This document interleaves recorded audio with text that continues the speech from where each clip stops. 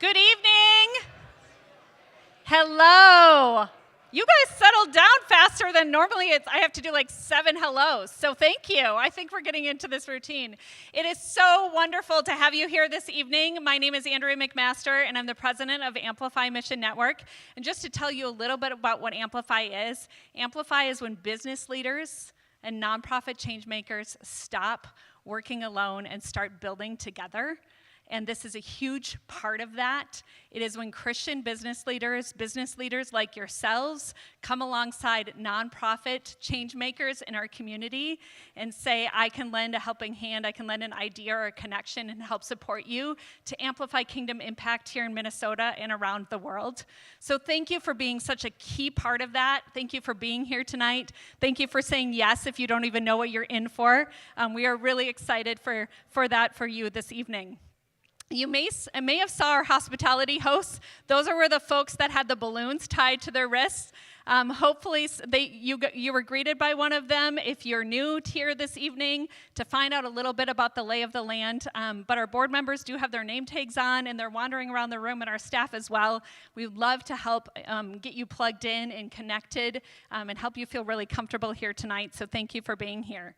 Just a little bit about what our agenda looks like so you know what's coming up for this evening. In just a moment, you're going to hear from our guest speaker, and then the 2 nonprofit ministries will share their stories, their missions, and their places of impact and their dreams for the future. And then after that, we get to do what's really unique to Amplify, and that's invite you into community to brainstorm together and imagine new possibilities and to collaborate for impact for those nonprofit ministries that present here tonight. That's a brainstorm session that will be about 30 minutes, and then we'll wrap up the evening.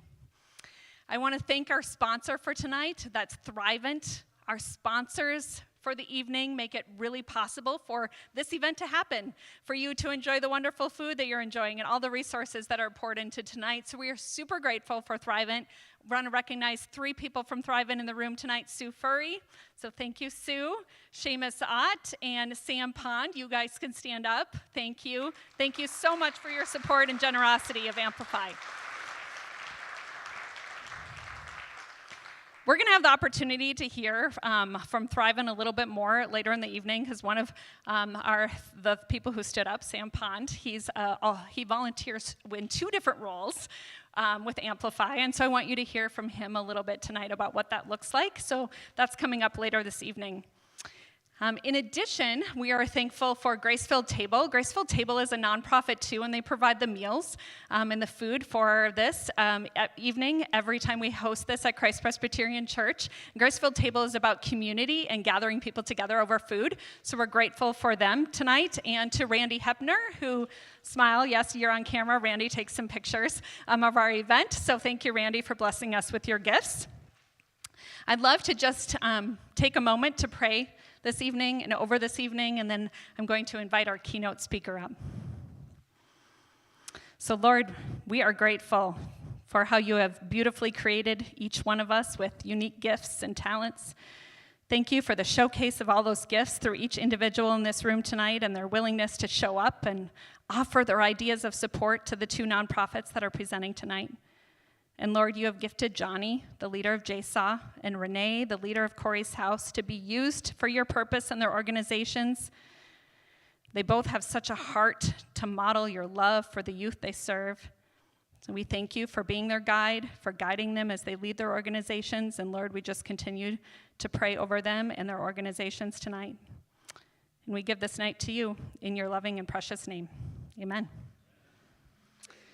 All right, I'm super thrilled about tonight's guest speaker.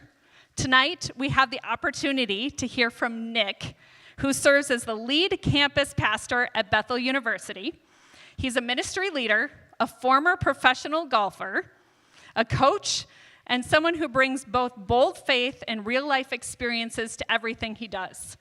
And what I love is his story is about leadership, and it really embodies what AMP sessions are all about. That's courage, that's growth, that's stepping out into something new, and really refusing to stay comfortable. So I truly believe that you're going to be blessed by what he shares tonight with you. So lean in and open your heart and give a warm welcome to Nick. Yes, thank you. Thanks, Andrea, and good evening, everybody. It is so good to be together. I believe so full-heartedly in this mission and this group, so thank you for being here tonight. I'm going to start by a very short activity. I am going to interrupt your dinner for just a minute. Could I invite you to all stand up? And if you have your cell phone handy, please grab your cell phone. I'd invite you to take your cell phone out and to open up whatever calendar app that you use. And as you ponder your calendar, I'm going to offer this to start our evening. You can sit down if you have something on your calendar over the next few weeks or month that you cannot do without God showing up in a miraculous way. That question, this feeling, changed my life. And that's the story I'd love to share with you tonight. You guys can have a seat. Thanks for joining me in that. That question, that story that changed my life, I do want to share with you tonight, but a little background is important. I grew up just down the road, a little south of here in Madison, Wisconsin, so I am a Packer and Badger fan and all the other things that probably frustrate this group. Sorry about that. But I grew up with a passion and a dream. From a very, very young age, my passion and dream was to play golf, to play on the PGA Tour. I was blessed as a young little boy with some height and with a little bit of talent, and so that journey led me through high school and an opportunity and invitation to play golf at Marquette University in Milwaukee. And so the dream and the thoughts and everything that went with that, the identity that it had become in my life to become a professional golfer, it was going really well until my senior year of college. I got that invitation from my coach to meet him down at his office, and as a senior, I got cut. Pretty hard to do as a senior, by the way. That's a little easier earlier on. And so here I am in this crisis moment of identity in my life. But it just so happened that also that year I went on a mission trip. And on that mission trip, by the grace of God, I also had the moment in my life of resurrendering my life to Him and committing my life to Him in a life of service and missions. That mission trip changed everything. And so I was grieving the loss of a dream, but I was more than excited about what God had in store for me in the future. And so in my little dorm room at Marquette University in 2008, I remember filing, many of you in this room have done the same, filing my 501c3 documents, and my roommate and I started a small nonprofit. We wanted to lead mission trips for our friends at college. That first summer in 2008, I remember we led 26 of our fellow students on a week-long mission trip. By the grace of God, though, our ministry took off. And about 5 years later, we were running an organization that was leading thousands of students across the country and the world. And by 10 years into it, we were leading almost 10,000 students every summer in 15 full-time locations. I remember those early days of completely relying on the Lord, having things on my calendar that I knew we weren't capable of, qualified for, educated enough, had the experience to do.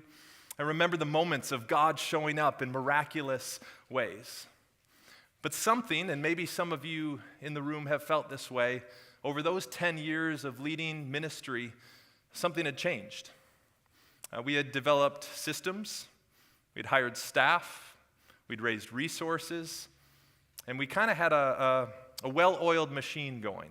Yes, Christ was at the center of what we were doing, and everything we were doing was about God for sure, but it seemed almost easy.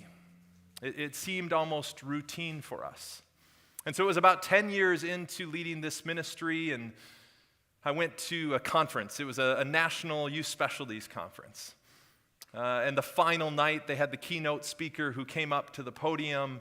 It was at the Bridgestone Arena in Nashville where the Predators play. And there were thousands of ministry leaders in the arena. And he asked everybody to stand up and take out our phones.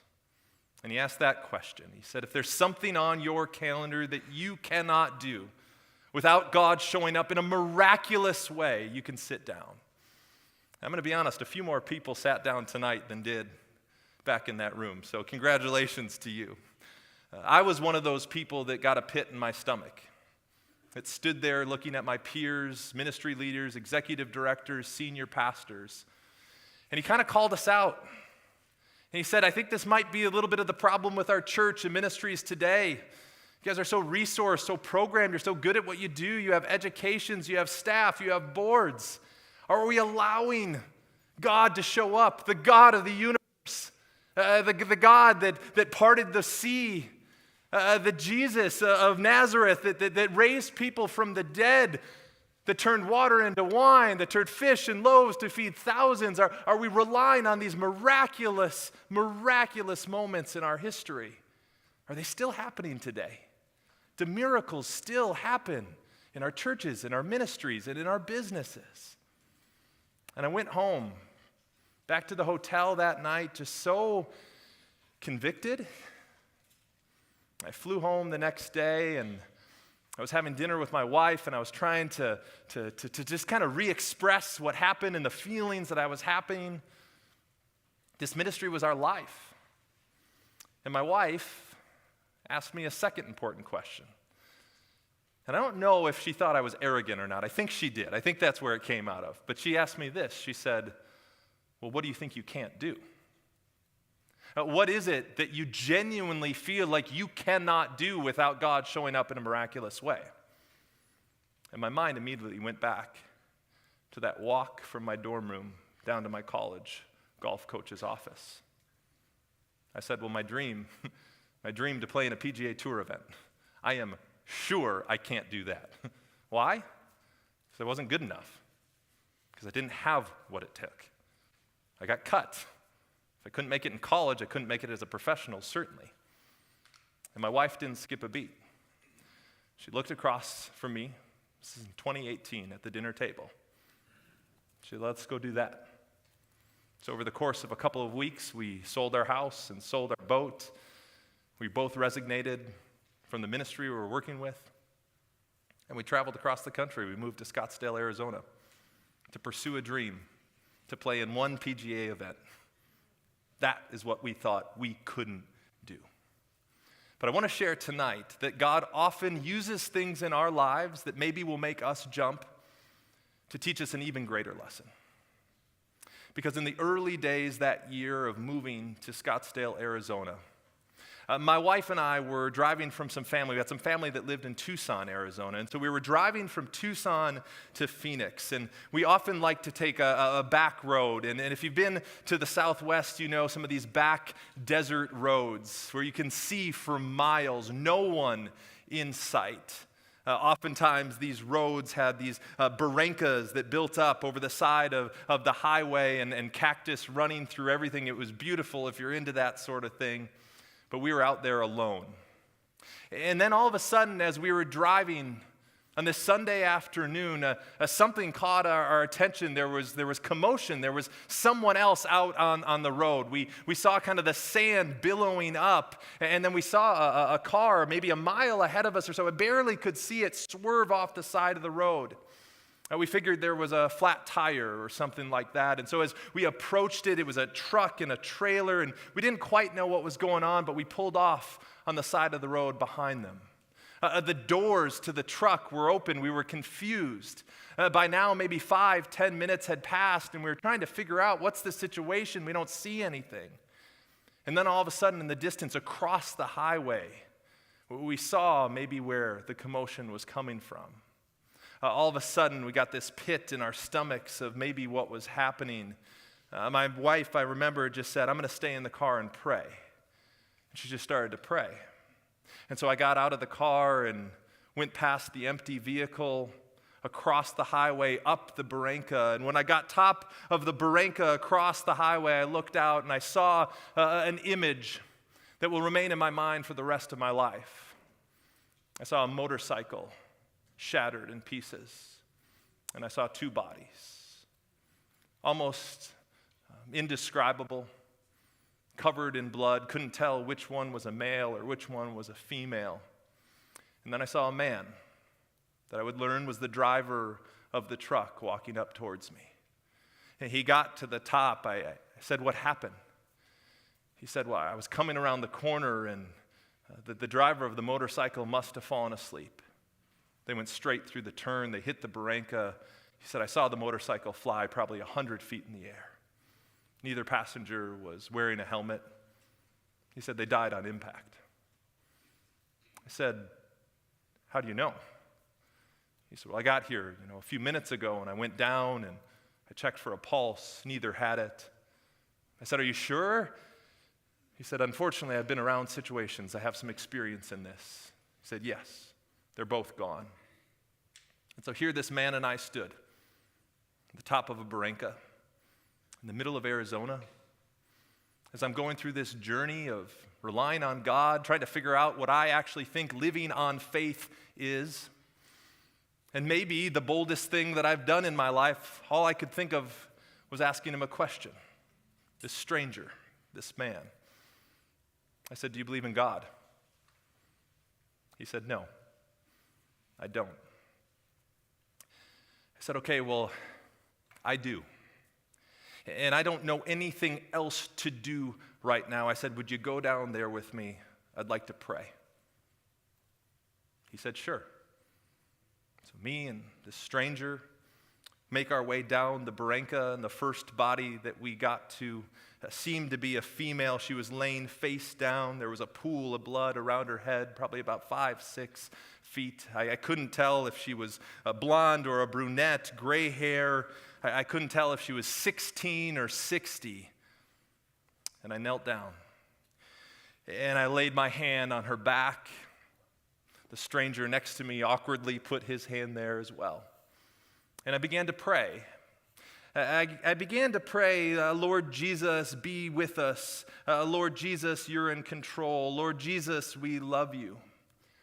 But in that moment, if I'm being honest, my story, the story I'm sharing tonight, built to a crescendo of frustration. Because I found myself in a situation that I had never been in, with my hand on the back of someone who was deceased. And all I could think about was this prayer that I was offering was a Sunday school prayer. I became frustrated. The God of the universe, the God that I love, I'm just praying that he's present. I'm praying that he's with us. Well, that's not going to help. I mean, there's a dead body under my hand. And so all of a sudden, something in me clicked. It was the moment of understanding, do I have something on my calendar that I cannot do? That I need the God of the universe, the God that separated the seas, the God that rose Lazarus from the dead. I need him to show up. And so in that moment, my prayer changed. And I got angry. You guys, I got frustrated. And I prayed and I prayed. I said, "Lord Jesus, I pray right now in your name that this woman does not have breath, but you do." And I said, "Lord Jesus, right now in this moment, give her your breath." And her back arched a foot off the ground. The stranger looked at me, white as a ghost. Her back went back down. We started to pray again. "Lord, give her one more breath. Jesus, give her one more of your breath." And her back came back up. And we continued to pray and pray and pray. And over the next 5, 10, 15 minutes, we just laid hands and prayed and prayed. And her breath became more of a gurgle. She started coughing up blood. We started to see her body parts move a little bit. We were in the middle of nowhere, so we stayed and prayed with her probably for 30 or 40 minutes before MedFlight got there. MedFlight got there. They came over to us. They cut off the back of her clothing. We attached the defibrillator, everything that you would imagine. And she got on that Air MedFlight and took off. Now, one of the interesting parts of this story is that I wasn't actually a witness to the scene. And so here goes this woman in a helicopter. And my wife and I go back home, not knowing what the end of her story would be. We reach out to the sheriff's department and explain the situation, and they said, "Well, you'll just have to wait for the public record to come out." And so weekly, we would call the sheriff's office to see if there was an accident report. No, no, no. About 4 months later, we got a yes. And so we put together $7, true story, in an envelope and mailed it to the sheriff's office. And they returned the report. I remember our hands shaking as we got the manila envelope and went to our dining room table to open it up, to see if the God of Abraham and the God of Israel still is in the business of doing miracles. We started to read down the list. Her name was Lana Jo Han. She was 59 years old at the time of the accident. We started reading through the report. That day she suffered 265 fractures, 3 skull fractures, and an entire vertebrae shattered from top to bottom.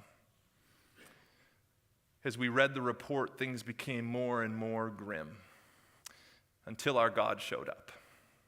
The last line of the report, and I picture God smiling down on us and on me that day, said, Miss Jo Han was transported to the hospital with non-life-threatening injuries. Her cell phone wasn't working anymore. We tracked down an address through Google, and we ventured down to South Tucson. 4 months or so after the accident, we knocked on an old apartment door in one of the worst neighborhoods I've ever been in, and a woman came to the door. We said, hi, my name is Nick. This is my wife, Melanie. And I think we were at the scene of your accident. You could see the look on her face. And she invited us into her house. Through the conversation over the course of a few minutes, she began, I don't know if it was agitated or rattled or confused, but something you could tell was stirring within her. We were trying to love and comfort her as best as we could, sharing details of the day, sharing what we thought the Lord did in her life. And all of a sudden, she got up. She said, I'll be right back. Put yourself in this situation. We're sitting in the apartment. She leaves. She's gone for 5-8 minutes. And she comes back with someone. It was her landlord. Almost with a fierceness on her face, she says, tell these people what I told you when I got home from the hospital. The landlord was confused. She said, I don't know. Lana said, tell these people what I told you. What was the first thing I told you? The landlord said, oh, that you died and you felt like you were raised from the dead. I want to ask you again tonight, what's on your calendars? Do we believe in the God of Abraham? Do we believe in the God that parted the Red Sea? Do we believe in the Jesus that turned water into wine? Do we believe in the Jesus that took the fish and the loaves and fed the thousands? Do we believe in the Jesus that raised Lazarus from the dead? But let's go a little bit farther. Do we believe in the Holy Spirit that was working in Paul, the Apostle Paul, who was just like you and I, who witnessed an accident and that little boy Eutychus fell from the window? Do we have the same courage, the same faith, knowing that God is at work in us to go lay hands on Eutychus and say, no, he is not dead, but he is alive? Do we believe in our work, in our ministry, in our businesses, in our leadership, that we can do the impossible, that God is at work within us? That day I became, I guess I got a new life verse, Ephesians 1:19 through 20. That the same power that God exerted when he rose Christ from the dead lives where? Lives within us. Lives within us. And so let me encourage you, my friends, tonight. A gathering like this is so special to me. A place where we have business leaders, a place where we have servants, a place where we have bosses and CEOs and executives, a place where we have nonprofit leaders, church leaders, a place where we have the front lines of the church, the bride of Christ, going out into the world to bring light. God tells us not to go be light. He tells you, you are light. It is not a choice. And so how are we living? How are we living out that calling on our life? Are we walking around overscheduled, thinking we can rely on our own understanding, relying on our own staff, relying on our own finance, our own skills, our own experience? Or are we putting things on our calendar to say, oh God, if you show up, this is going to be a testimony. If you show up, this is going to be immeasurably more than we could ask or imagine. If you show up, it's the only way we can bring you glory. And so that's my charge and my encouragement for you tonight. What is God asking you to lean into? What is God asking you to put on your calendars where God can show up and we can show him off? I encourage you with that tonight. You can do it. Why? Because the same Spirit that rose Christ from the dead lives within each and every one of you. Let's go live that out together. Thank you. Thank you.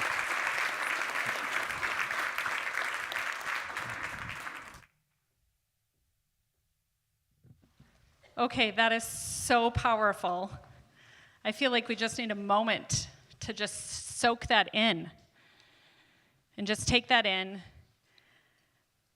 I just want to share that I get the front row seat at Amplify to people saying, God used me. And sometimes I get emails and I go, I really can't even believe that. People are leaning in and saying, yes, it's how they want to be used. I'm listening to that nudge. So I get the front row seat to that all the time. I get to hear that. I don't always get to share those. But I'll just share a couple of those stories tonight just because of coming off of that, Nick. That was amazing. Thank you so much. Thank you for sharing. Thank you for the challenge for all of us. I think of one story of a nonprofit leader a business leader who's an EOS implementer who was at church on Sunday and said, I feel called to go to this Amplify AMP session on Tuesday night. And then felt called when she heard the nonprofit leader share, I think he could use EOS. I believe I'm supposed to use my gifts, what I've been given as a leader, to pour in to that nonprofit leader. So I'm going to give him 2 years of pro bono EOS implementation. So that's just leaning into God used me. Just this January, just a couple of months ago, we heard from A Piece of My Mind, a nonprofit that's working in our community, and we have 4 business leaders, and I think many of them are in the room tonight, who said, we want to work with that leader and create a marketing team to just continue moving him forward, and they've been meeting. That's, again, just the yes. And the other nonprofit that presented, Light in the Well, if any of you went to their website, it was a great start, but we know that it could have been a lot better in order to get people to engage and come to the performances that nonprofit was hoping to do. And we had a business leader say, and this is the email I get, here's the new website. What do you think of it? Just on their own, created this new website that's going to be so much better for this nonprofit leader. So this is the power of just asking God, how can you use me? And it can be so simple. But what are those gifts that I have that I can be used? So thank you for encouraging us. Thank you for sharing. Nick, I think that was good for all of us to hear tonight. Okay, so now transitioning to something really, really fun and really, really exciting. And I was telling my team, I kind of feel like I want like a drum roll for this next announcement, but instead I said, picture the Viking horn sounding. And this is what they came up with.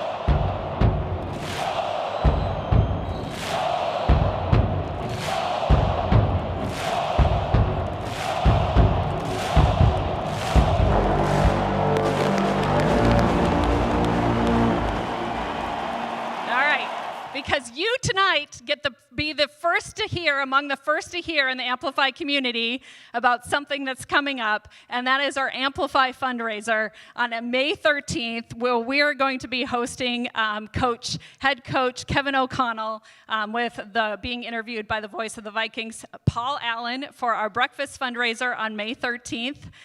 So we're super excited about this. It's called Strengthen the Huddle, which is really about what Amplify is all about, of coming together. You've been hearing that tonight. Nonprofit leaders that don't have to lead alone. So this fundraiser will directly support Amplify Mission Network and the growing work of walking alongside nonprofit leaders.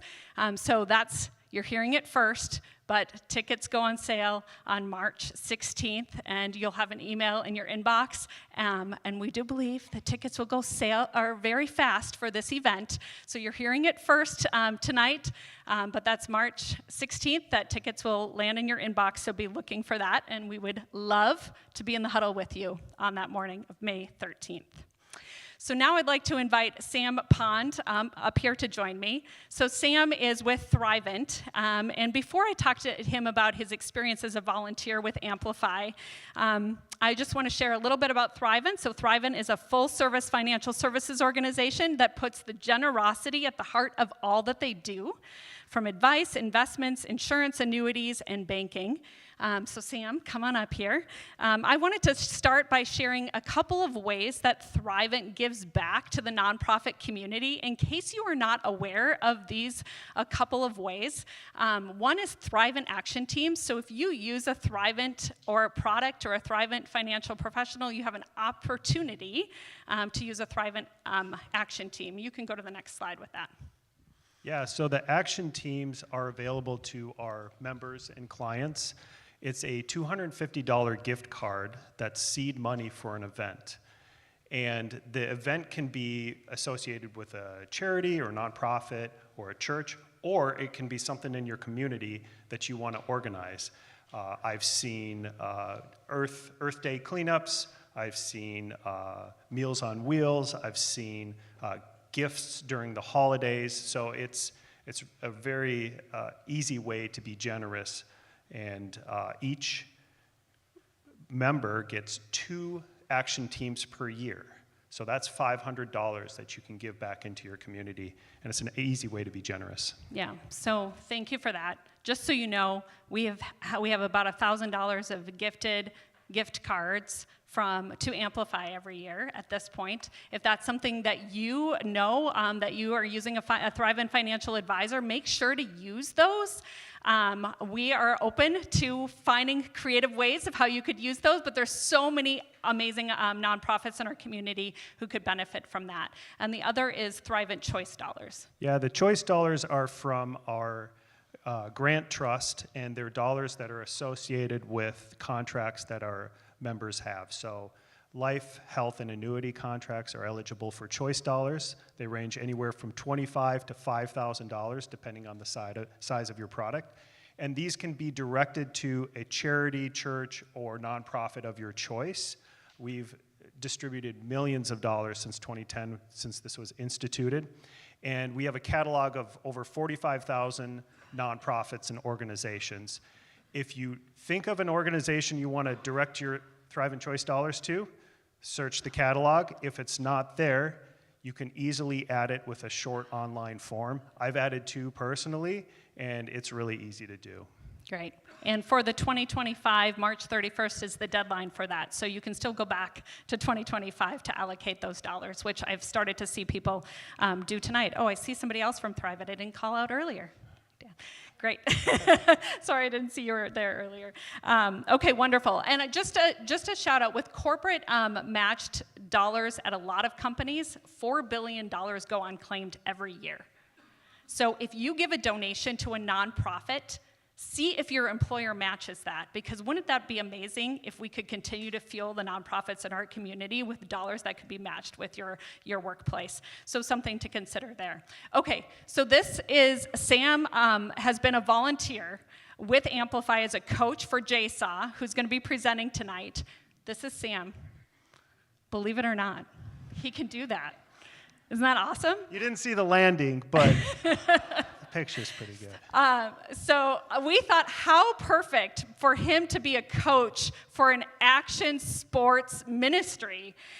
So he's had an opportunity to coach JSAW and helping them prepare for tonight. But what I wanted to really highlight was you as an AMP Academy mentor. So we have an AMP Academy, a leadership academy. We're nonprofit. We have 42 nonprofit leaders in right now. We have 2 tracks, one for mid-level managers and one for executive directors. And we were looking for mentors for mid-level managers. And so there was somebody from JSAW that was in the AMP Academy, and we thought right away of Sam, again, because of his infatuation with action sports. That made sense. But just talk a little bit about that mentorship and then what that looked like for you and just why you said yes when we asked you. Yeah, I like leadership development, and so when I was asked to do this for an organization that was action sports oriented, I immediately said yes. And I really enjoyed getting to know this individual one-on-one, learning what his passions were, what his professional pursuits were, and then helping clear a path for him to do that.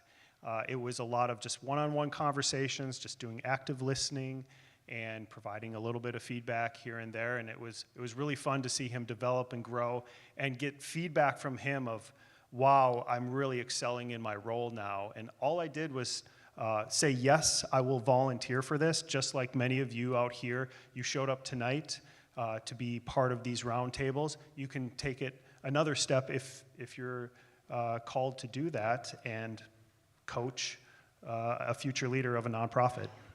Yeah, so thank you for saying yes, Sam. We really, really are grateful. A lot of times it just is the power of sitting across the table from someone and asking them really good questions. And somebody was willing to listen and pour in, so we really appreciate that. Yeah, it's my pleasure. One thing I'll add is, we're all business leaders, market leaders. Having somebody who's a listener and somebody who provides feedback that's not a colleague or a spouse is really beneficial for these leaders. They can sometimes be a little isolated in their roles. So just having that outside perspective is really helpful. Great. Thank you so much for Yeah, sharing. my pleasure. Appreciate that.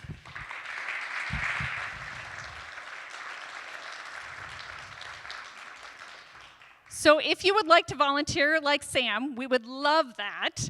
So tonight at the end of the night, in this Get Involved sign over here in the corner by the door, Angela will be over there, and she'd love to meet with you and talk to you about the opportunities to plug in as a volunteer with Amplify.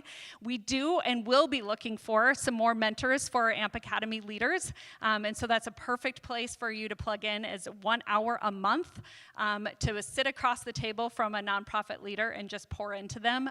And it's so beneficial to them, and we'd be so grateful. The other opportunity to hear more about that is Dig Deeper on Friday, and that's joining Angela to dig deeper a little bit more about how you can grow in giving back through Amplify. All right, we're getting now to the heart of the evening, and that's the nonprofit ministries presenting. But before we invite our first nonprofit up here, I want to share a little bit about the fact that JSAW stood on the stage in 2019 presenting at their first AMP session. And I think Johnny looks a little bit younger in that photo. But at that point, they came in seeking help to fix a fundraising model that was limiting their ability to scale.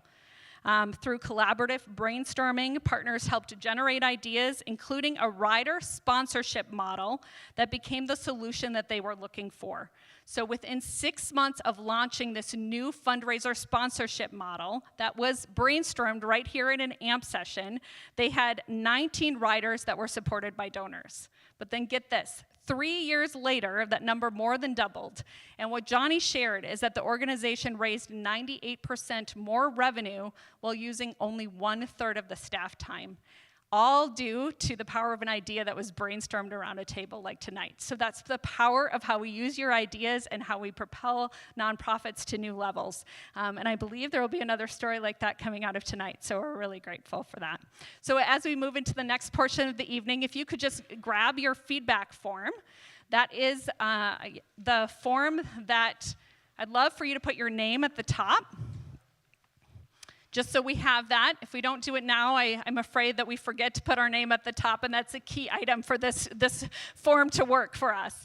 And then I want to make sure that you see the box there that says practical needs. So if you can meet one of those needs for each of the nonprofits, there's one side for JSAW and another side for Corrie's house, please check one of those, the box there. This is a place for you to take notes and put ideas and encouragement when the nonprofit leaders are presenting here tonight. And so this will be a form that you will leave here when you leave tonight, and there will be a place for you to drop that at the door when you leave. So now I'm going to just tell you a little bit about the coaches who helped these nonprofits. These coaches, they've been working with the nonprofit leaders for the past couple of months, really helping them clarify their message, strengthen their strategic ask, offer wisdom and perspective, and just really time and heart. So coaches, thank you. We could not do this work without you, so I know all of you are in the room, so thank you. Thank you for your effort and for giving of your time. Just a round of applause for these coaches that you see up here.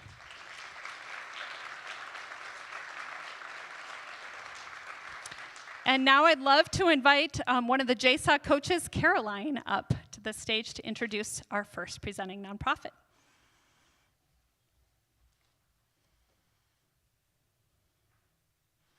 You get the long walkway. Thank you, Caroline. Hello, everybody. Walking alongside JSAW's executive director, Johnny, over the past few months and getting to see some of the heart that he's been pouring into this since he was a teenager himself has been such a gift. And I'm so excited for y'all to learn more about JSAW now and see the transformation happening. If you could now turn your attention, please, to the screen. Thanks. JSAW is an action sports ministry. Our mission is to make riders into disciples, and our vision is to transform action sports culture. In the Twin Cities, there are over 45 skate parks in pretty much every community around the city. There's snowboard parks, there's lakes where kids are wake surfing, there's thousands and thousands of riders who are out there that don't have a relationship with Christ. They don't have coaches, they don't have mentors, there's no one supporting them. Action sports culture is a very dark place, and the people who are involved in action sports are typically not engaged in the traditional church.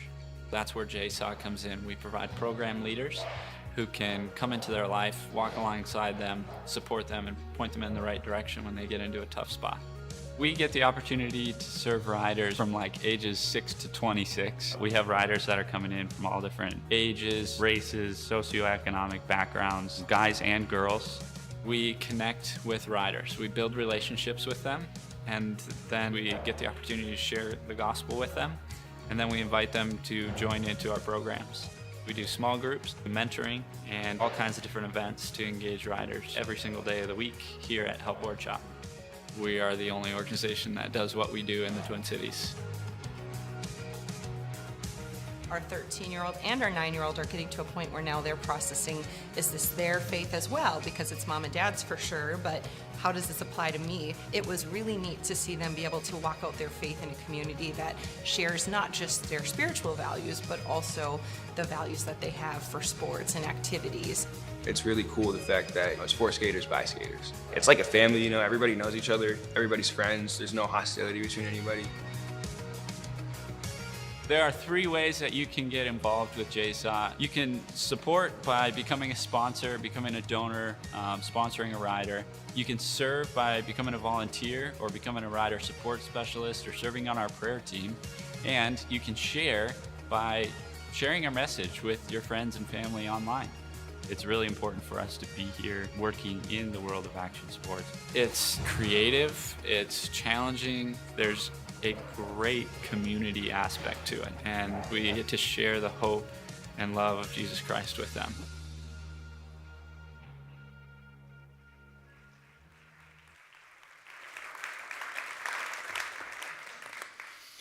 How's everybody doing? Does anybody need to stand up and stretch or anything? My name is Johnny. I'm the founder and executive director of JSAW, which is an action sports ministry. And I just want to say thank you to Amplify. It's been an incredible journey leading this organization and seeing all of you come around the organization and help, all my coaches and everyone just pouring into the organization. It's so awesome to have a room like this that's standing behind the organization and moving things forward. Growing up, I grew up in a broken, chaotic home, and skateboarding was kind of my escape. That was my way to get out of the crazies. And when I got into skateboarding, it was like I found my community, I found a sense of belonging, I found a place, I found some purpose. And then Jesus changed my life. And when I experienced God's love in my life, I wanted to share that with everyone around me. And that's kind of how JSAW got started. I don't know if anybody remembers, but back in 2004, there was this event. Luis Palau, he's like an evangelist guy. He came and put on this event at the state capitol. And there was a skate park that was a part of that. We took that skateboard park and we set it up in a warehouse in Chanhassen. And that's how JSAW began. It was 2004. I was 16 years old and started a nonprofit to share Jesus with people. So back then, action sports definitely was not what it is today. Today, skateboarding, snowboarding, surfing, these are Olympic sports now. Here in the Twin Cities alone, there is 180,000 youth that participate in action sports every year. 400 million around the world, kids that are participating in these sports. Action sports is very much like, there's a lot of risk takers, right? We're the boundary pushers, the ones that don't fit in exactly, and we like to do a lot of crazy stuff. There's an incredible amount of creativity within the world of action sports. There's a very tight community that's very beautiful, but there's also like a lot of brokenness. And there's addiction, right? There's loneliness, there's isolation, depression, like all of these things that are a part of this culture. And basically how I think of it is like it's spiritual poverty. There's this brokenness. All of these kids they're trying to find their identity. They're trying to find freedom. They're really looking for their own escape. And Ephesians 2 says that we are dead in our transgressions and sins. We're following after the cravings and desires of our heart and our flesh, right? And that reality plays out in this culture a lot. We want to see that change. We want to see that brokenness, that spiritual poverty transformed by the love of Jesus Christ. And so at JSAW, our mission, or our vision, is to see action sports culture transformed. If you think about like a metamorphosis of a caterpillar into a butterfly, that change, we want to see this broken culture transformed by the love of Jesus into something that is healthy and thriving. We want to make riders into disciples of Jesus. That's our mission. That's how we do this. Riders are very much at the heart of action sports culture, and so if you see a rider's life change, that begins to change the way that the culture looks. And so that's what we do. And how we do that is, well, we first started looking at Jesus and how Jesus made disciples. And what we came to understand is like this process, this disciple-making process. And so we implemented this in the action sports community that we work in. And we look at Jesus, and he built relationships. He met people where they were at. He invited them into community. He gave them purpose. He trained them up, and then he sent them out to do the same, right? And so we apply that same model. We guide riders from a lost rider, somebody who doesn't know Christ, dead in their trespasses and sins, to a believer, right?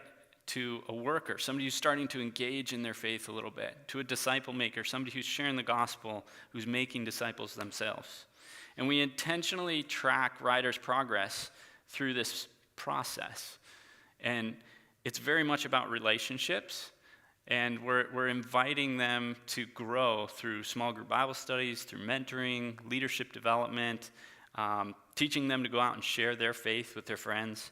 And of course, all of that happens alongside all kinds of fun activities like skateboarding, snowboarding, doing camps and contests and trips all over the place. Right now, we have 125 riders that are actively engaged in this disciple-making process.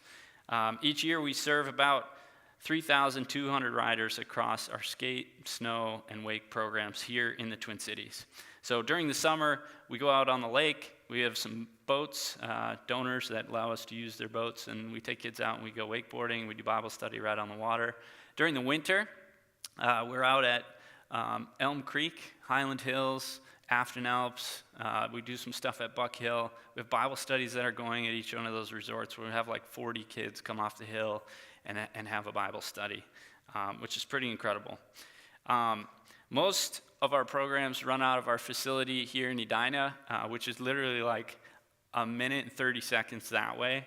I drove over and I was like 15 minutes, and I was like, oh no, it's way closer. But yeah, Help Board Shop is our indoor skate park. We also have a little retail shop there. This is where most of our programming happens, kind of home base for us. Let me tell you a little story here. This is a trip that our guys just got back from. They went out to Big Sky, Montana. We do these dream trips for kids, and last year we took a 14-year-old kid on a trip, and he was pretty rowdy. He was just a lot of crude jokes, a lot of craziness, talking about drugs and sex and like all kinds of crazy stuff. And, he's 14, he's wilding out, and he's just very, rough around the edges and discouraging, and I was kind of like yelling at people about stuff, and it was rough. So he came back from that. He got involved in a Bible study at JSAW. And he started coming pretty regularly. And then we just went on this trip this spring here. And he went on the trip again. And this time it was completely different. He's clean and sober. He's encouraging everyone. And he's literally like on the chairlift. He's sharing the gospel with people. He's like, hey, do you know Jesus? I got to tell you about Jesus. Jesus changed my life, and you need to know this guy named Jesus. And he's a kid, right? That's the transformation that we're talking about. Like, he got involved, he met with leaders, and he grew in his faith, and it changed his life, right? And so JSAW also has this global impact.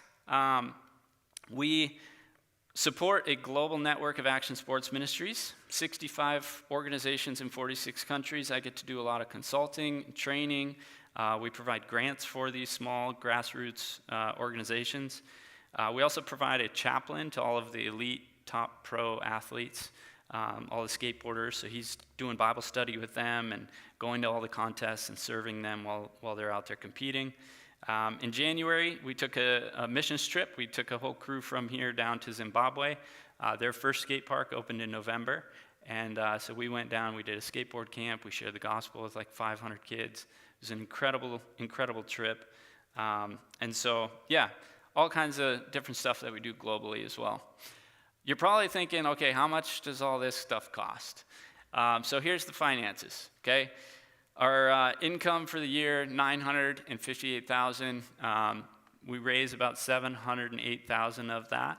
A lot of that on our sponsorship model that Amplify helped develop years ago. $250,000 comes through our retail and all of the camps and lessons and stuff that we do. Basically, our largest expenses are staff, insurance, rent, program operations. We have 5 full-time staff, 7 part-time staff. We've been debt-free for 10 years, and we have 3 months of expenses in reserves. So we're doing pretty well financially. I feel like we're in a strong place. One of the things that makes us a very, very effective ministry is our people. Our staff, our volunteers, they are authentic riders. They are servant leaders. Like, they just love to show up and serve people. And they have a relentless faith in Jesus. And they have years of trust built in this group of people, in this culture that is kind of hard to access. And Yeah, JSAW is the only organization that is reaching the action sports community in the Twin Cities, and we're one of the strongest organizations in the world that is kind of pioneering this kind of ministry. Our strategic ask, okay, so here's the challenge. Every time somebody discovers JSAW, they say the same thing. I've never heard of this. This is like the best kept secret, right? So that's the problem. Our constraint is not the effectiveness of the ministry. It's very much the visibility of it. We're not struggling to reach riders. We've got lots of riders coming in. We have strong outcomes. We have a proven model. But our audience is too small. And without broad community awareness, we can't find enough volunteers and donors to really expand and grow the ministry. So I know that there are thousands of families, there's churches out there, business leaders, who would love to get involved in this if they only knew that we existed. So we've set a goal by 2030 to have 50,000 people in our captive audience. And this includes our social media, email, in person. We need to intentionally grow our audience. And it's not about just more followers, but it's about the right people. This is where we need your help. We need your help to build our audience so that we can serve more riders and make them into disciples. There are millions of riders that are out there that are struggling. They're broken. They don't know the love of Jesus. And we want to share that with them. And we need your help to build our audience so that we can reach them and serve them. So here's where we're currently at on our 3 main channels. I'm hoping I'm hitting the button on the right direction here. Okay, 3 main channels. So Instagram. We've got a little over 5,400 followers on our Instagram. We're currently growing at about 400 a month, which is actually pretty good. We've started to gain some traction here, but we're paying for it. So it's boosted posts, it's ads, that kind of stuff. Our goal is to get to 10,000 followers by the end of the year, and so we need some help here. YouTube. Oh, this is sad. We have 537 subscribers. We're growing by like 10 a month organically, and we're trying to get to 1,000. We post our Bible study videos on here every week. We post riding videos and things like that, but we just have not found a way to get this to grow. Our email. So we have 17,000 current subscribers to our email list. We're currently adding about 150 to 200 a month. People just walking in the store, signing a waiver, getting signed up for a class or something like that. But we need to add 6,500 this year. And so we're really kind of falling short. We've tried going out to events, setting up a booth, all that kind of stuff, and we've never been able to really gain traction on this. And so we really need your help. I know that this group really understands something that I've not been so great at, and that's opening up doors. It's creating awareness around a cause, making introductions, making connections. And that's what we need your help with tonight. We need your help to help find people. So people who care about youth, people who care about action sports, people who care about making disciples. Volunteers, specifically. Like we're looking for those 20-somethings that were riders back then or riders now that want to engage and they want to give back. They're a believer. They want to help with events, lead a small group, mentor a kid. Donors. And when I say donors, I'm talking about like the millennials that want to give like 50 to 100 bucks a month or something like that. Or maybe some of you, you're like, hey, I got a boat. I'm on the lake. We'd love to, we'll pay for gas. We'd love to have a small group out there. And riders. We have about 150 new riders that are coming into our facility every single month, and we love that, and we want to serve more riders. And so JSAW has really built this deep trust within this community, and it's a community that most people can't reach. We don't want to be the best kept secret anymore. We want people to know about it, and we need your help. Will you help build JSAW's audience? Thanks.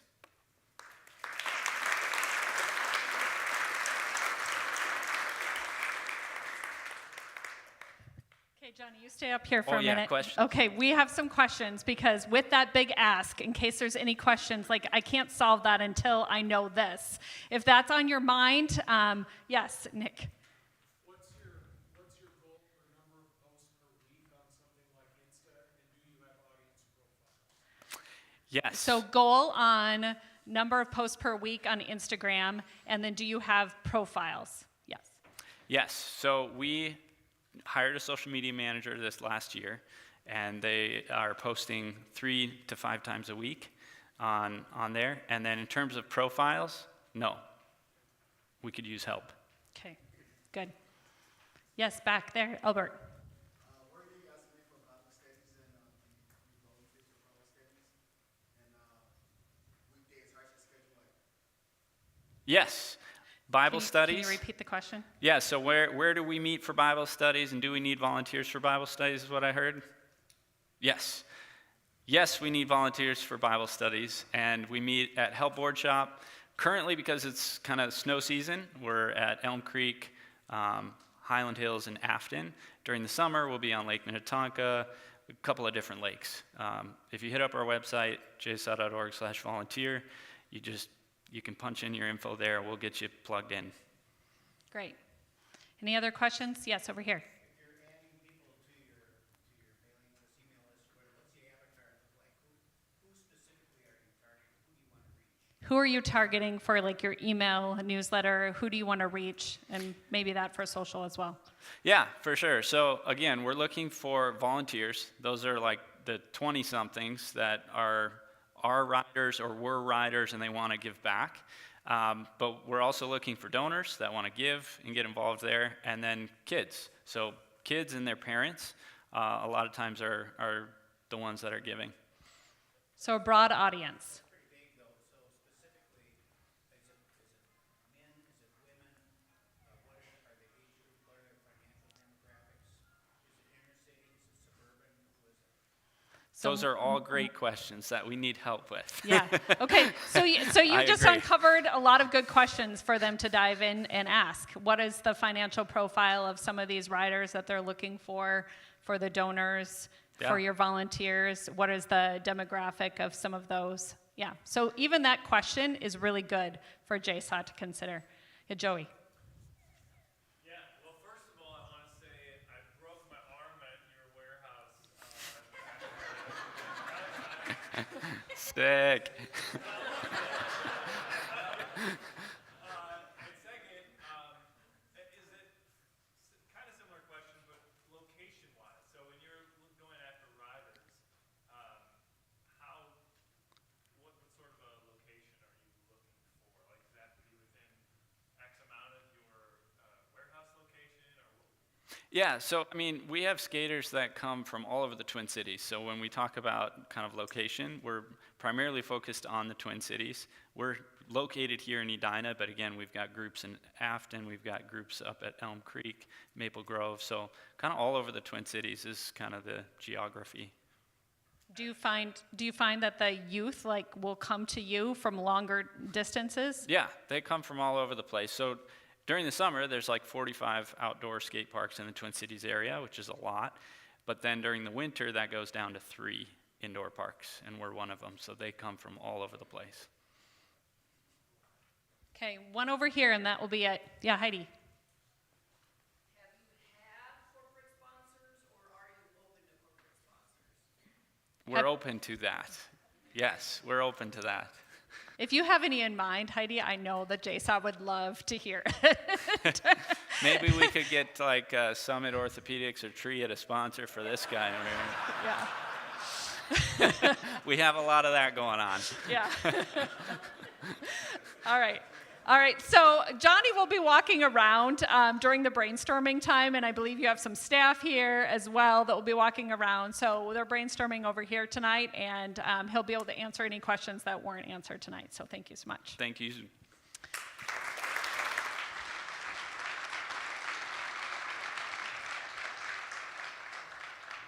All right, so to introduce our next nonprofit, I'm going to invite Julie Shipman up to the stage, and Julie Shipman was one of the coaches for Corrie's house.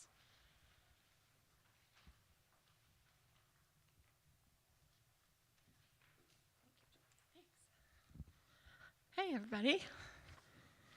That was really cool, right? Like, that was really cool. So now it is my privilege to introduce Renee Bohm, who is the executive director of Corrie's House. And Renee is a mission-driven leader whose work is rooted in a deep calling to protect and restore vulnerable youth. So youth is the theme tonight, right? But this is a whole different ballgame. So after 25 years in the medical device industry, where Renee held executive leadership positions, she retired and decided it was time to do something different. And that calling became deeply personal for her when a teenage daughter of friends in her own neighborhood fell victim to sexual exploitation while still living at home. In 2022, Renee was introduced to Corrie's House and joined the organization's board of directors as board chair. Less than a year later, she has stepped into the executive director role. Under her leadership, Corrie's House has expanded its board from 5 to 13, has raised over $1 million in funding, has secured DHS licensure and government funding, has acquired and fully furnished a residential home through donated resources, and hired and trained a full residential staff. And today, Renee is passionate about building sustainable, trauma-informed systems of care that protect youth from exploitation and empower them to long-term healing, restoration, and independence. It is my privilege to welcome Renee up. Thank you.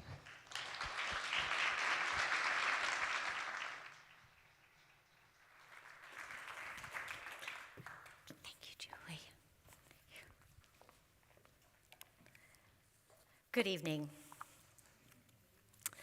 Tonight in Minnesota, minors are being bought and sold for sex.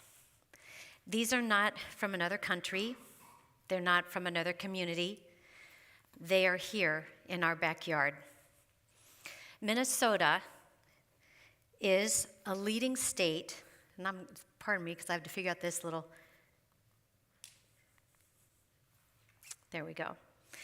Minnesota, shockingly, is a leading state in our country for child trafficking. And that involves the buying and selling of a youth for sex and profit. This is happening in every county in our state. It's in every neighborhood, just like ours. And as Julie mentioned, shockingly for me, it happened on my own street with friends and neighbors we knew and cared about, whose high school daughter was being trafficked while living at home with them without their knowledge.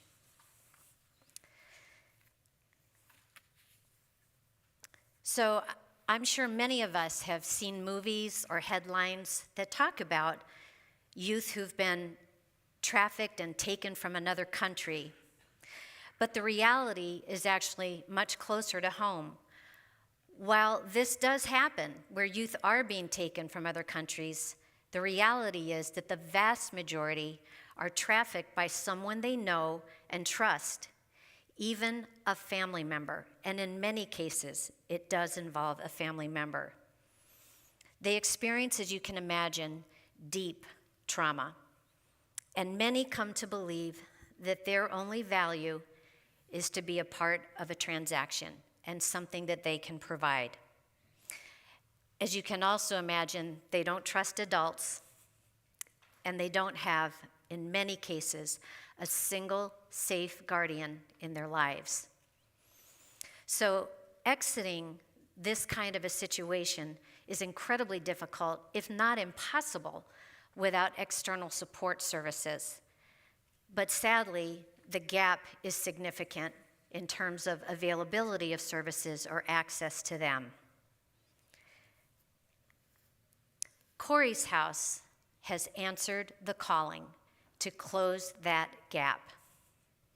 Inspired by Corrie ten Boom, who you may have heard of, a famous author, who courageously protected vulnerable Jewish lives during World War II, Corrie's House today supports our most vulnerable population, these youth who are being exploited. We are proudly the Twin Cities' first and only residential program providing both shelter and long-term care for youth ages 12 to 17 who are at risk or have experienced sexual exploitation. And our vision is that every victim or survivor of exploitation has access to transformative care that can empower them to live a life that is free from exploitation. As mentioned in the introduction, I joined Corrie's House in 2022, having learned about it through my church, and stepped into the executive director role a year later, never having planned that as part of my retirement. But I was thankful that I said yes, because in 2 years, in partnership with an extraordinary board of directors and an amazing community of supporters, we've been able to raise over $1 million in that short period of time. We acquired this beautiful home that is the real house of Corrie's House, and we were able to fully renovate and equip and furnish it beautifully, all 100% donated. We also secured state licensing, 800 pages worth of policies and procedures, if you can imagine. We've also secured Title IV government funding support for partial financial assistance. And we were so excited that in December, we were able to open the doors to welcome our first youth into Corrie's House. To take you through a quick step inside, these are 6 beautiful, uniquely designed rooms, just like the youth who enter our home. We can serve up to 6 youth, and each youth has their own private bedroom. We also have intentionally designed spaces to provide a gathering space for youth to come together. Of course, a full kitchen and dining area. They learn to cook there and have meals together. A fully dedicated education room, a therapy room, a staff office, and even a beautiful garden in the back for therapeutic gardening. Words that we often hear describing Corrie's House are that you get a feeling of dignity, of worthiness, of calm, and a feeling of home. Restoration is not an easy path. It happens through trust that's built over time with a highly trained staff who provides care that is structured, intentional, and relational. It involves consistent trauma-informed processes and staffing with 24/7 care, round the clock, to at all times. We provide access to mental health therapy, to life skills development, education continuation, employment skills building, and employment opportunities, as well as case management. Our goal is to equip each and every youth with the courage and skills that they need to be able to be independent and live their life free from exploitation. And it works. When youth receive specialized trauma-informed care, healing can take root and restoration can begin. The life of being trafficked and groomed now becomes a world of safety and stability. Control by a trafficker now looks like a world of choice.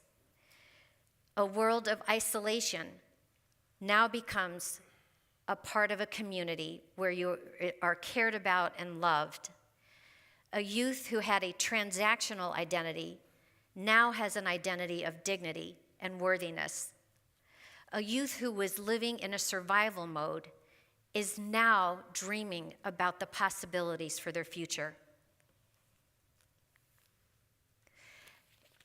In our first month of opening, youth who were there for just 1 week have shared feelings with us of, this was the best night of sleep I have ever had.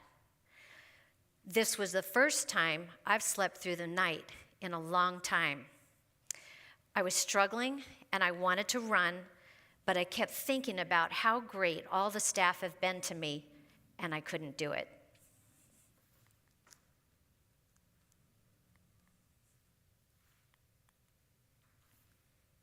I'm pushing the same button, but it's not. There we go. Even more exciting is what we've been able to witness at 30 days in the program. All of the youth in our home are now sleeping through the night after 30 days. They are all enrolled and attending school, some for the first time in 2 years. They are all participating in mental health therapy, also many for the first time. They're participating in our life skills workshops, learning to cook and clean, do laundry, learn how to budget and save money. They're doing weekly chores around the house. And half of them have expressed an interest in pursuing spiritual growth. One of our youth purchased her first Bible and is attending a church youth group in a local church. We have been blessed to witness how resilient these youth can be and that restoration truly is possible. So, what is it that's keeping me up at night? It is this nagging question that has me worrying about what happens next for them. After they've spent a year or two at Corrie's house, built skills, learned to trust, have relationships, they're still teenagers. They're still lacking in any form of support system. What teenager can enter into full independence and adulthood with no support system whatsoever in their lives? This keeps me up at night. But research has shown that transitional living has created great success for these youth when they can have continued support with their education, with job skills, continuing to learn life skills, have healthy relationships and mental health support to continue their healing, that when they receive that, they are working toward independence and have long-term success and freedom from exploitation. So, our focus over these next 2 years for us is clear. First and foremost is that we must focus on delivering exceptional outcomes for the youth who are in our existing program by ensuring that we are demonstrating consistent, measurable outcomes that have lasting impact, while at the same time laying the groundwork for what's next, a transitional living solution for these youth, so that when youth leave Corrie's house, they have the support that they need toward independence. For a sense of scale, this is our budget for our current program as we exist today. It shows a snapshot that through both private and government funding and an amazing supportive community, we have more than exceeded in revenue what we have in expenses, that we are mission-driven and we are financially responsible, and we will continue on that path. But as many of you in here, I'm sure, know from your own organizations, launching a mission is only the beginning. Our mission is strong, but our infrastructure is still developing, while the complexity of our work has grown exponentially from when I started. Which brings me to the reason I'm here with all of you tonight. Again, I stepped into the executive director role in 2023, and I have since then donated 100% of my time and energy to commit to achieving the mission of opening Corrie's house. And I'm so excited that we have been able to achieve that goal. And now we're ready to transition to the next phase of leadership and structure. I plan to continue serving on the board of directors and being deeply involved as we continue this mission forward, while also bringing in an exceptional executive director to lead our organization forward. And with regard to infrastructure, up until just 4 months ago in October, our organization and staff consisted of the upper left hand, with me as the sole full-time employee at Corrie's house, and one part-time executive assistant, with the rest of our supportive services in accounting, payroll, social media, and contract writing provided through contracted services that were roughly 10 to 15 hours a week. And then in October, as we prepared to open our doors, we hired 11 additional full-time staff comprised of program director, program manager, full-time case manager, and 8 youth advocates, all necessary to provide the services that are required to support our youth. So that also expanded the complexity and the needs of the organization, where we're looking to think creatively about we have gaps. Right now, I wear all of these hats. I am head of HR, IT, legal, you name it, janitor on some days. I do it all. But that's not sustainable, and it certainly won't be for a new executive director. So we are at a stage now where we're thinking about how do we more robustly support these functions. We've got an amazing board who have been very hands-on, and I'm sure they will continue to be, but we're really looking for creative thinking around how we hire this exceptional executive director, and then also have more support and focus around development and fundraising, HR, legal, IT, and very important to any nonprofit is volunteer coordination, which, by the way, I wear that hat too. So lots of opportunity for us to think about how to better support these areas going forward. And so what I seek from all of you is your collective wisdom and breadth of experience in creatively thinking about how we best support these areas of the organization. My challenge is, if you were running Corrie's house, how would you design and equip an organizational structure that supports today's complexity while also allowing for tomorrow's expansion, so that Corrie's house is optimally supported to continue its mission forward? So I will, whoops, I think it got taken out. Well, I was asked to leave this up at the end. I will just come back to this and leave this up here and ask, as we break out into the sessions, I'm just really excited to hear your creativity and ideas around how we can maybe fill some of these areas either through shared partnerships with other organizations, hiring other talented individuals in the right roles, volunteers, board leveraging. We're open to all ideas, and I look forward to hearing what you have to offer. Thank you all so much.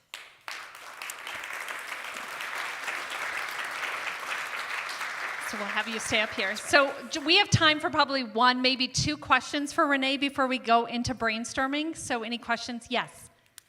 What area in the Twin Cities are you located, and how have you incorporated the house? Oh, great question. So the question was, what area in the Twin Cities are you located, and how have you incorporated the home into the community? The home is located in Washington County. We serve not only the Twin Cities, but we are licensed to serve youth anywhere in the state of Minnesota who are residents of Minnesota. And did I answer all of it?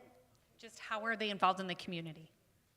The neighbors are all aware of the work that we're doing. I don't know that anyone is excited about not having the white picket fence and the typical family that you're expecting, but I think they're seeing that we have a very, very respectful community of staff in the way that we care for the home. It looks even better than when we purchased it, which was pretty amazing to begin with. So I think it's a fear of the unknown, but now that they're seeing, we're pretty hands-on with the youth, and I think every family would like to have 24/7 awake support monitoring what's happening in the home. So I think we do a pretty good job. And it's only been open since December. So as far as involvement in the community, there hasn't been many months for that. really. No, but we have had a lot of church support, volunteers who come and help with yard cleanup, do handyman work around the home. So it's been a really wonderful experience to see how the community comes together, but always looking for more. Great. One more question. Over here, yes.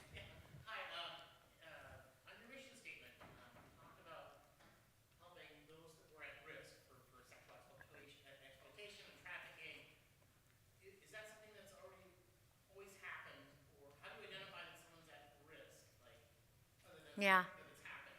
That's a great question. It's, it's really very scary when you think about it. It's really any youth who has a vulnerability, and that could be anything from food insecurity, housing insecurity. Homeless youth would be especially vulnerable, but it's also kids who are being bullied at school. Maybe they're at a period of time not getting along with their families. What youth isn't in that situation at some period? And these predators are incredibly sophisticated. Any youth who has a phone today, I'm telling you, is at risk. These predators are very good at taking months, grooming, and building friendships and trust with these youth who are unsuspecting until it's too late. So it's a real challenge, and it is the world's fastest growing crime right now. Well, thank you, Renee.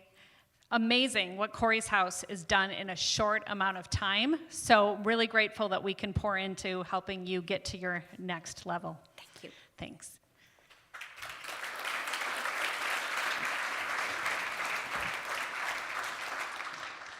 All right, so this really is the most important part of the evening, and that is the brainstorming time and that job structure that you did see that will be on the side of Corrie House's brainstorming that will be up on the slide, so you will have that when you go into brainstorming. So now we will break just for a moment, just as quickly as possible. Please find the table that you would like to brainstorm at. This side is JSAW, and this side is Corrie's House. So take a moment, and you can move. And just remember, when you're brainstorming ideas, be as specific as possible. That is key. And facilitators, I'd love for you to do an intro around your table tonight as well. Ask people why they decided to come here tonight.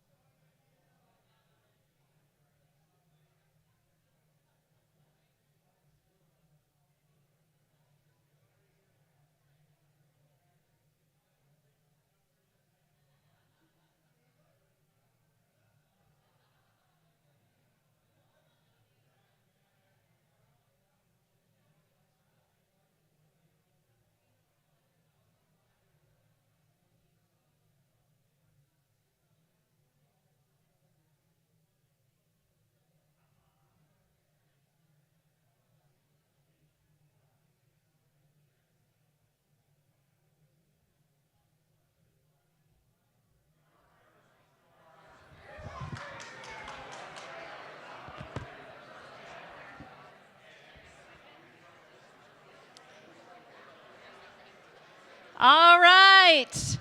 We are going to wrap up our brainstorming. I just saw a round of applause at this table over here, so I think there was a good idea that was brainstormed. So I love to see that. All right, we're going to wrap up our night, so you leave on time.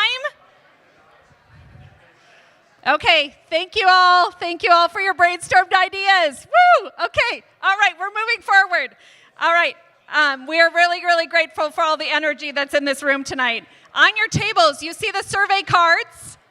If you could take those out, facilitators or someone at your table, if you would just pass those around, make sure everybody has one.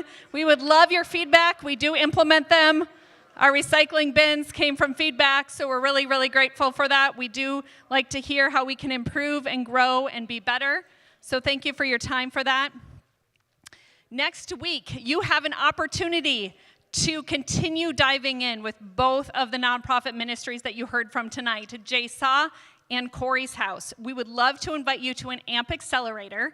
At the AMP Accelerator, you get the opportunity to hear from the executive directors their action plan. That means they've taken the summary report of all your ideas and connections, and they've developed a 5-step action plan of what they're going to do to move forward to their goal. And you get to hear that from them. And then they're going to really ask if there's any other places where you could plug in resources that they're looking for. So that's over Zoom. The hour, it's on Wednesday and Thursday from 8 to 9. We'd love for you to join us for one or both, if that's something that you are interested in. And also, you just really get to hear the heart the executive directors during that 1 hour. Just come with any other questions that you might have. So you can RSVP on the bottom of your form, but we're also going to be sending out an email that you will receive, and there's a place for you to RSVP for that as well. Our next AMP session is coming up in May, and we'll be back here at Christ Presbyterian Church. We will have 2 nonprofits who will be presenting, Light of Hope Kenya, doing some amazing work with girls in Kenya. Would love for you to hear about their nonprofit. And, yep, have some fans in the back, right? And Southern Valley Alliance, that they provide crisis support for victims of domestic abuse. So love for you to sign up for that. That will be coming out in the email as well. So tonight we've been celebrating about how Amplify works, and you've heard, I think, loud and clear that Amplify doesn't work without you. It doesn't work without volunteers. So tonight I get the opportunity to honor 2 volunteers who are in the room with us tonight.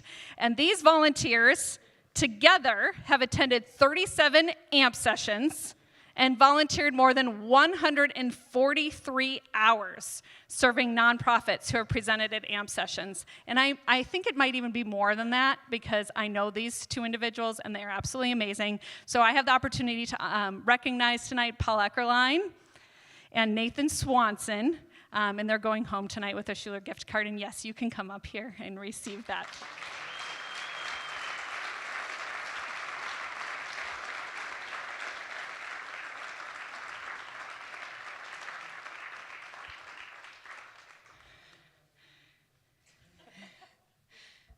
Thank you so much. Okay, there's a chance to win some more gift cards. So tonight we're doing something a little bit different. If you follow us on social media tonight, on Facebook, Instagram, we're following JSAW. We need some followers. We're not shooting for 50,000, but if you follow us on Facebook or Instagram or LinkedIn tonight, there will be a drawing of all of those new folks that follow us on social media. And you will get an opportunity to get a Schuler's gift card as well. A few final reminders as we wrap up this evening. So please grab your feedback form, your survey card. There are baskets in the back where you can drop them by the door. Angela will be at the volunteer table. She'd love to talk to you about how you can dig deeper and plug in with Amplify. On Monday, you will get that email about our fundraiser and tickets going on sale for the Strength in the Huddle fundraiser with Coach O'Connell from the Vikings. And if you'd like to just stay and connect tonight and visit, we'd love for you to do that as well. So thank you so much for being here tonight. Thank you for helping Amplify be better. We're grateful to have had you here tonight.